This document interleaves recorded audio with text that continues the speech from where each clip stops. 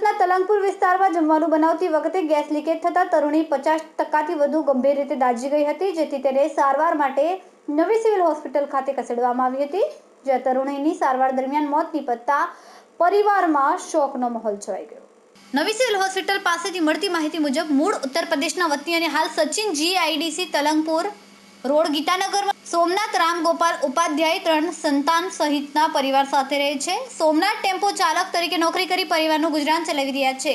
સોમનાથ પરિવાર સાથે ઘરના હોલમાં બેઠા હતા. તે દરમિયાન તેમની 15 વર્ષીય દીકરી વિદ્યા રસોડામાં જમવાનું બનાવતી હતી, ત્યારે અચાનક જ ગેસ લીકેજ થતાં દિવ્યાએ બૂમાબૂમ કરી હતી, જેથી પરિવારજનો દોડી આવી તેને 108 એમ્બ્યુલન્સ મારફતે સારવાર માટે હોસ્પિટલ ખસેડાયા હતા.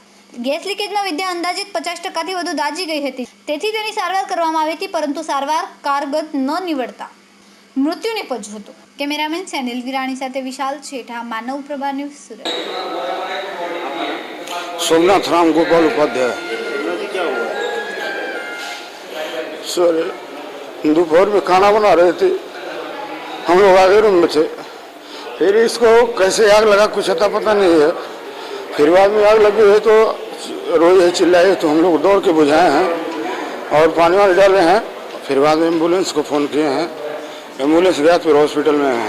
અમારા વિડિયોની નવી અપડેટ મેળવવા માટે સબસ્ક્રાઇબ કરો માનવ પ્રભા ન્યૂઝ ચેનલને, બેલ આઇકન ક્લિક કરો લેટેસ્ટ વિડિયો સૌથી પહેલા મેળવવા માટે।